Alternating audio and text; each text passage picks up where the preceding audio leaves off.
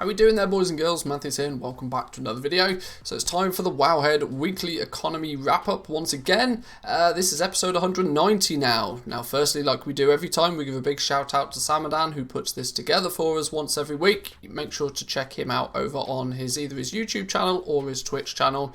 You can even check him out on Twitter if you want to say a more personal thank you. Let's take a look at the table of contents for this one. So we have the autonomy of a TSM release, some guides into flipping markets, some current vendor shuffle margins, Worth It Classic TBC has been released, a 34 slot bag on the black market auction house, and then some further reading for those that want to investigate a bit further. So let's begin then. Autonomy of a TSM release. Gumdrops, who is, I think his official title is Community Manager for TSM or Trade Skill Master, has started a new fantastic blog series for TSM, helping us understand what goes on behind the scenes and what it takes to put together such a comprehensive add-on. So they've launched a new blog series detailing what goes on behind the scenes to ship a new version of the TSM add-on. Now, as we do know, TSM 4.11 took nearly, about 8 months from the release of Shadowlands before we got it in our hands. A few lucky people got their hands on it a little bit earlier, but for the most part, it was about 8 months before we saw version 4.11, which was the first major update for Shadowlands. But they are already working heavily on 4.12, and this sort of goes through a few of their thought process into what will be included and what won't be included. So the criteria, there is no end to the list of things that they want to implement into Trade Skill Master to make it the best gold making add-on possible.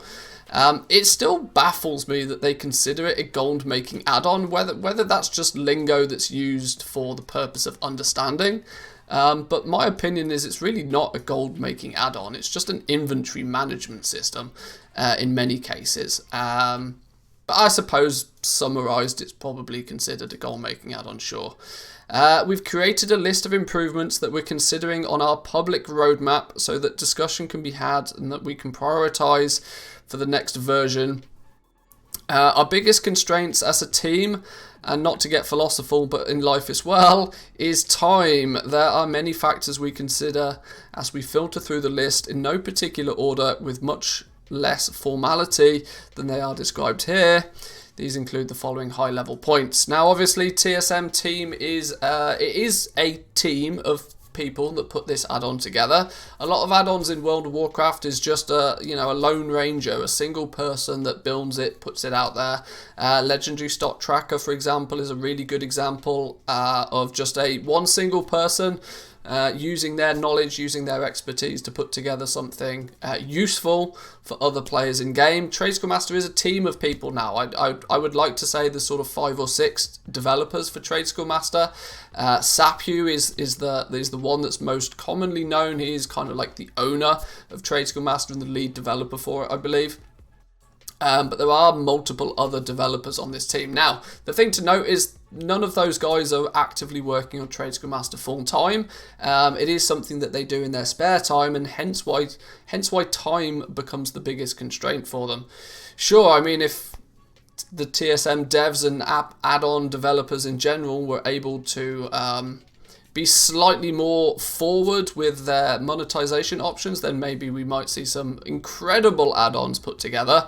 But while it is for the most part considered a hobby for the people that create these add-ons, and monetization proves to be difficult, time is going to be an issue, and so the development of these add-ons is quite slow. But some of the points that they're looking at: what portion of our user base would benefit from the feature? This, I think, is a big thing. For reference, I recently found out that about 70% of people that use Trade Skill Master don't even use the desktop application. I thought that was almost a given, that you basically had to use the desktop application for it to even function. But apparently most people don't. Most people just download the add-on and run with it. Not even using the desktop application to get the automatic updates. Blew my mind, but what do you know? They also consider how much value this feature will bring to the people that are going to use it. How much complexity would it add to the add-on for new users? This is a good thing that I'm really glad is high on their priority list. Trade Skill Master, as we know, is already a very, very complicated add-on. There's not many more add-ons out there that are more maybe Weak Auras is a little bit more complicated, but generally speaking, I would go as far as to say that Trade Skill Master is maybe one of the most complicated add-ons in the game currently. For you to fully get your head around it, it takes a while. I have some videos on the channel, by the way. I'll link a couple of them down below if you want to get to grips with Trade Skill Master from a basic level.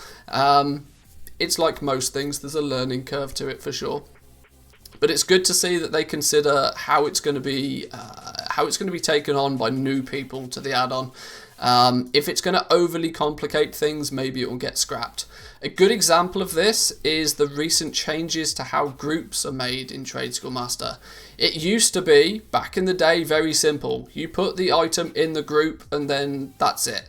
But then you got the ability to have like base items and specific items. And now you've had a third option thrown into the mix there. You can put items in a group based solely on their item level.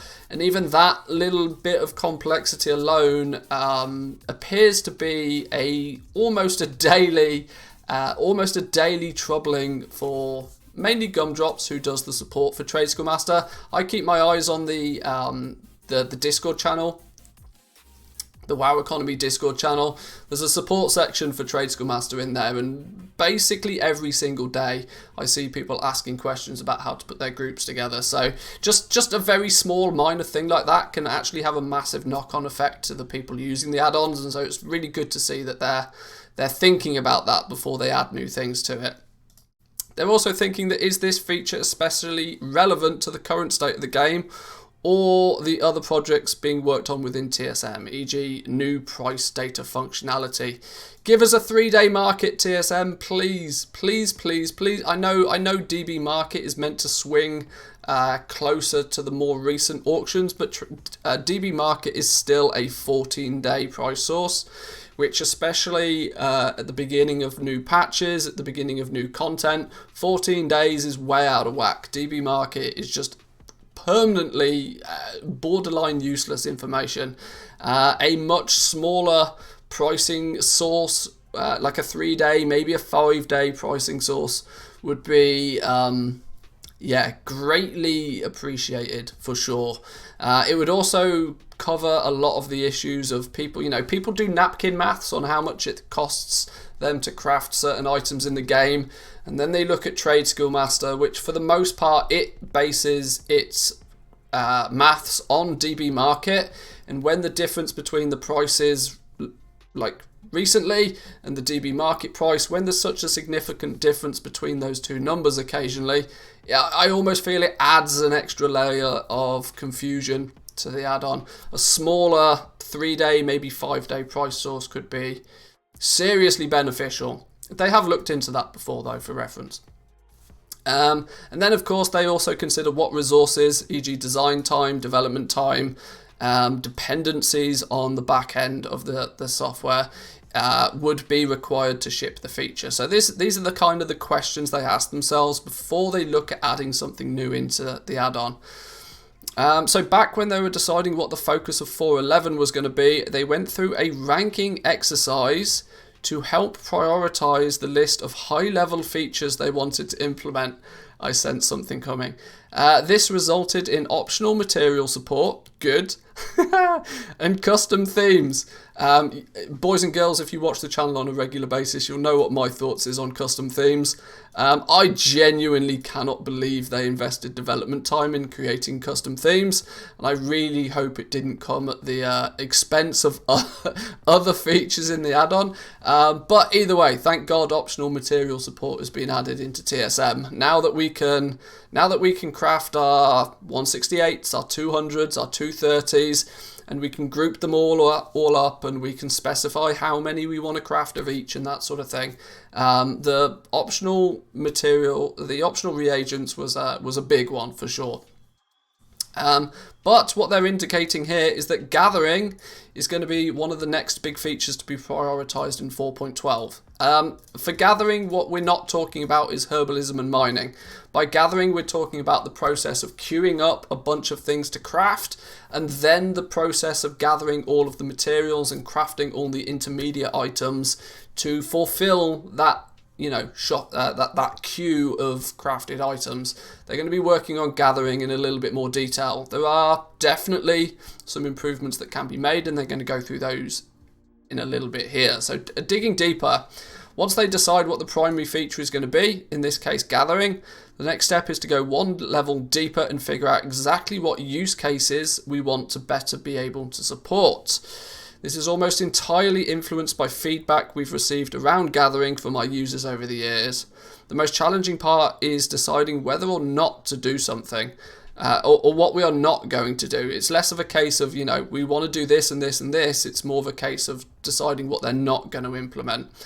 Again, we are balancing how much of our time we want to spend on a given feature, and also how long it's going to be before they can release it. Please, less than 8 months, please.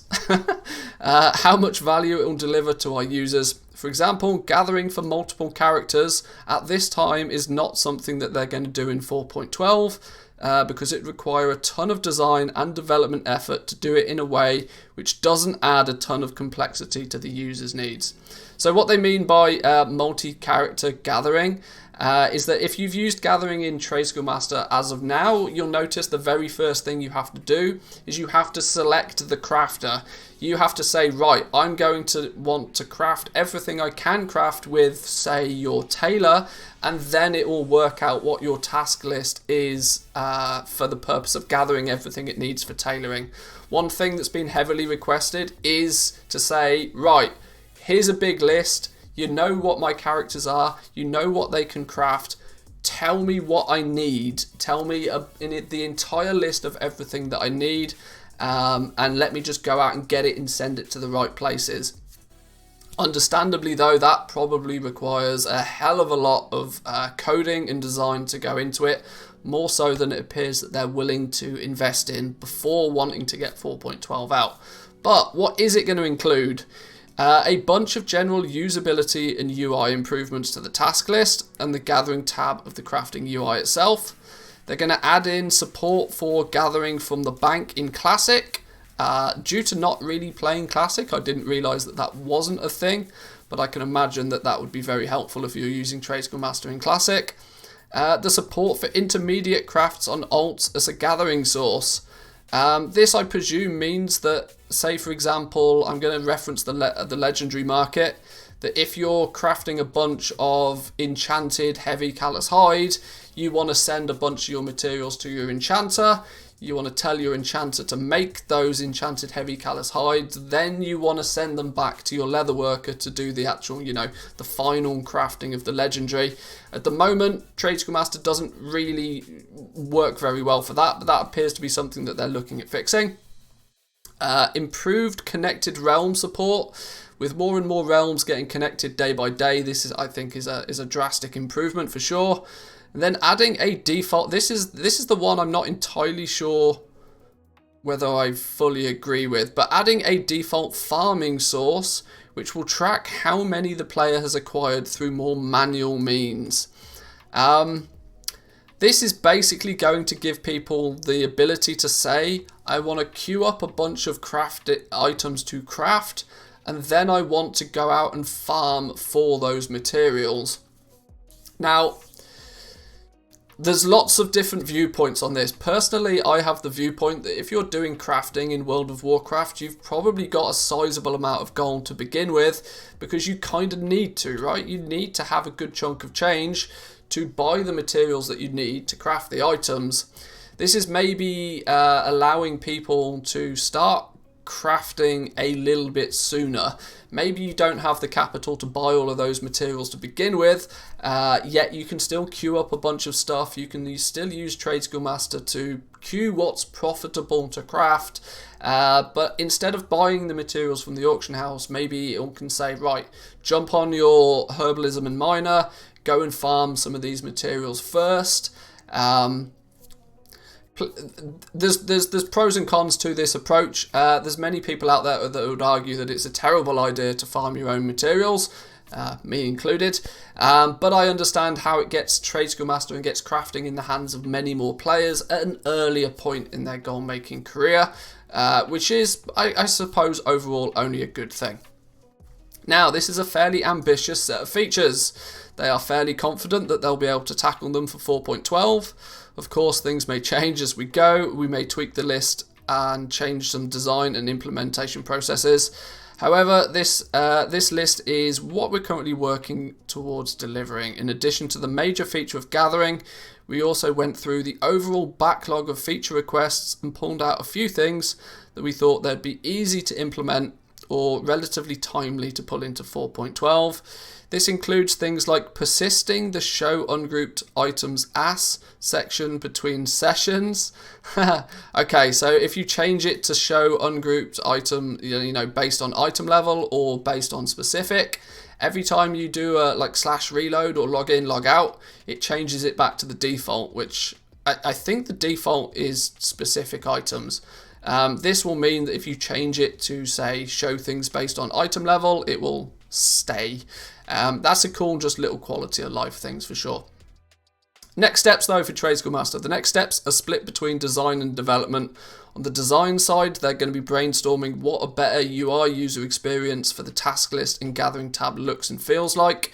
And then on the development side, they're going to start to implement some of the back-end changes to support the new features, knocking out any other things that they don't have dependencies on the new UI. Well. Okay, so that sort of indicates that they're well on the way to working on TSM 4.12. It's good to see that progress is still being made. Like I said, I really do hope that it's not another 8 months before we see this update.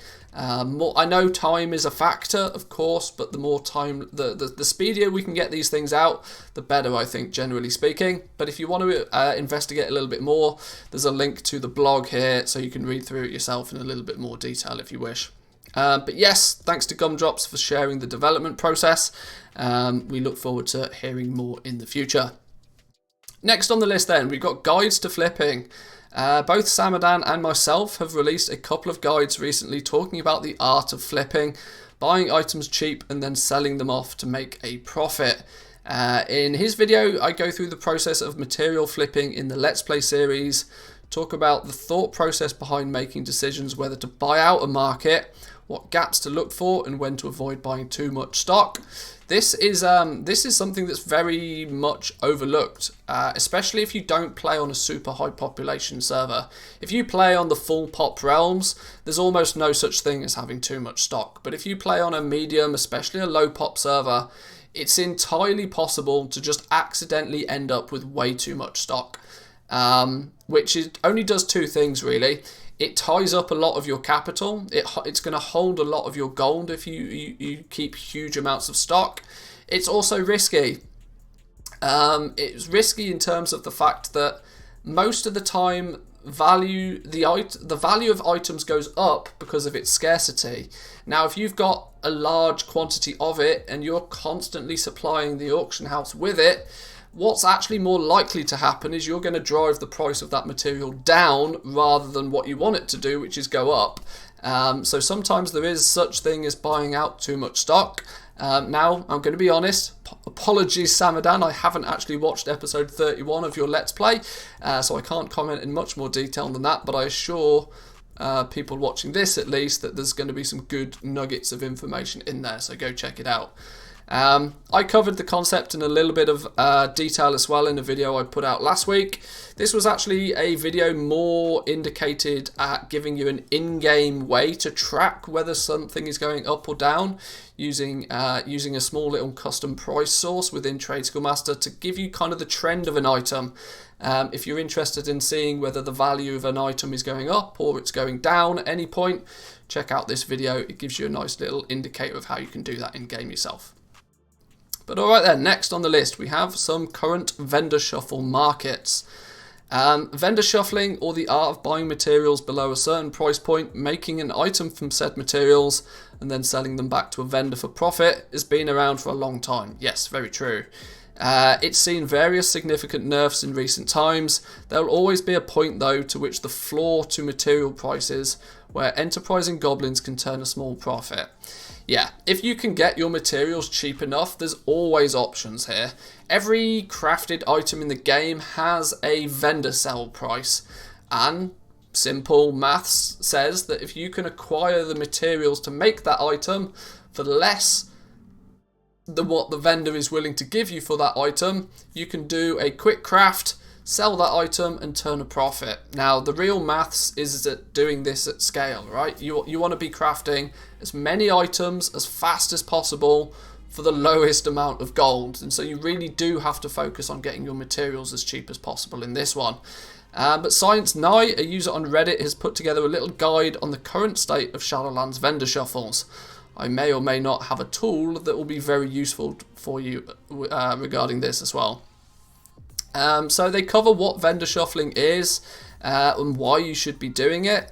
Vendor shuffling is good to do if you're semi-AFK from the game. If you say, for example, work at home, working at home is the perfect scenario for vendor shuffles. If you can have World of Warcraft just doing its thing in the background while you're busy doing something else at your computer or in or around the house, vendor shuffling could potentially be for you.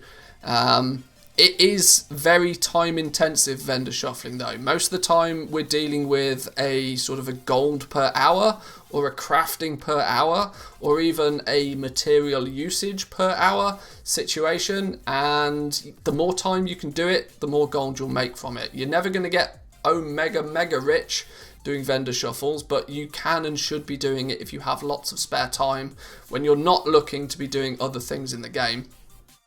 The professions that's useful, in my experience, the only two professions worth doing a vendor shuffle are tailoring and leatherworking.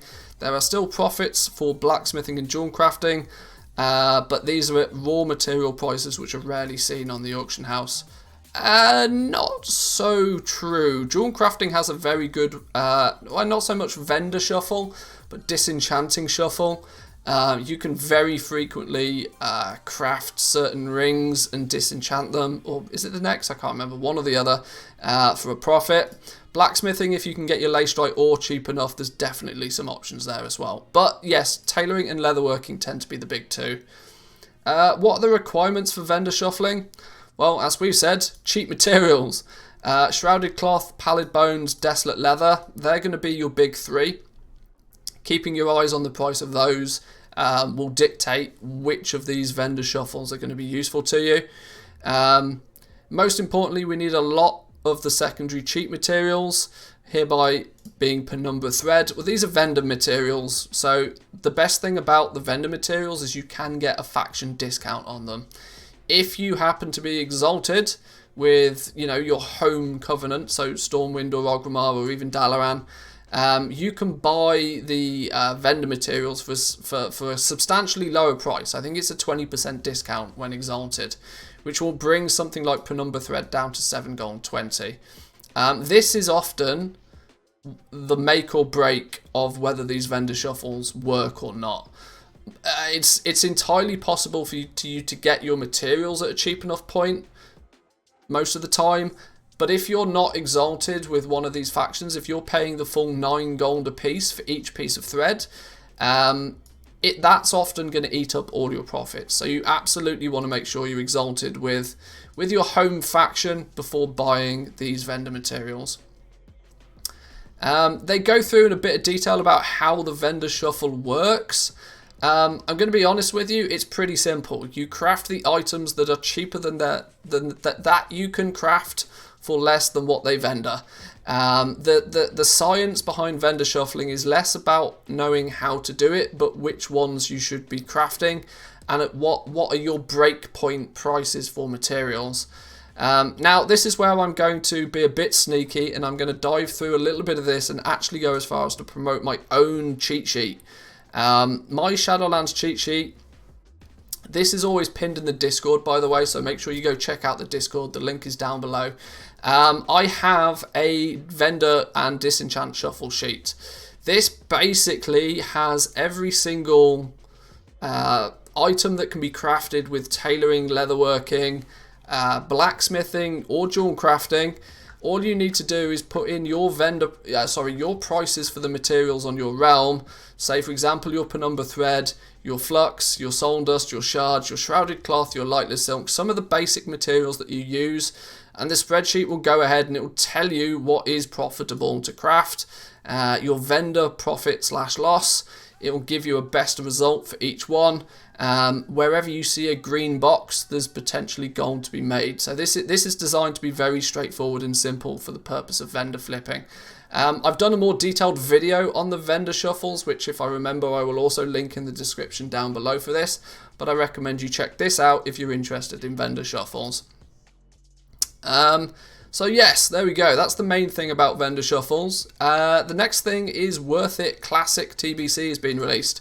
If you're out there playing Classic, farming's a big thing in Classic. The economy is a lot, I want to say, stricter on Classic, considering it's much more difficult to have. Well, for starters, it's much more difficult to level up your professions. Secondly, it's a lot more difficult and or time consuming to have multiple alts. And so what you tend to find is that people focus and specialize a lot more in Classic.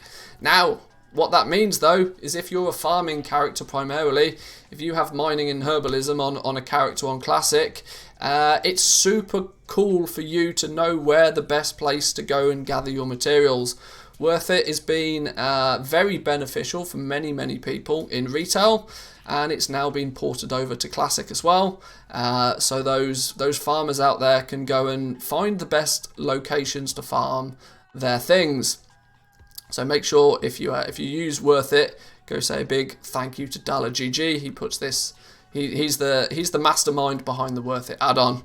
Let's take a look at some of the features. So there's a mining feature, a herbalism feature, fishing, skinning, cloth farming, miscellaneous stuff. So this is going to be farming things like primals and essences, some personal farms of his, and the ability to import roots if you know, other content creators out there are sharing theirs. So this is quite good if you are into your farming and that's a method that you use to make gold, and you're playing Classic still. Worth It is now available for you. Next on the list then, we have a 34 slot bag on the black market auction house. This isn't really a huge gold making thing, it's just something that's quite interesting to see that turned up. Papa's mint condition bag, for those that don't remember, this was the pre-patch, the Shadowlands pre-patch event. Can't remember his name, but there was a rare that spawned every 2 hours, 3 hours, something like that, over in Ice Crown, that had the chance of dropping this 34 slot bag, which, as you'll know, is one of the biggest bags you can get your hands on. 32 slot bags, I think, are the largest craftable in game right now. I was quite lucky. Most of the characters that I play on a regular basis at least, managed to get this to drop from the rare during the pre-patch. But for those that missed it, you can buy the 34 slot bag for those real inventory whores out there that want to get as many inventory slots as possible. It's a bonus 2 slots over whatever the largest bag is currently. The lightless silk pouch, is it called? Which I think is a 32 slot bag. So cool little thing to have in the game. Check your black market auction house and see if you can snag it for a good price.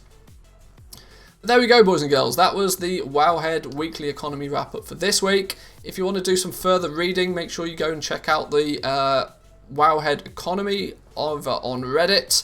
It's not been so not been so much activity over there in the recent weeks, as gold making in the world of Warcraft in general is slowing down a little bit, but it's well worth keeping your eyes on. There is also the accompanying Discord server, and please, once again, we have to give a shout out to Samadan for putting this together for us each week.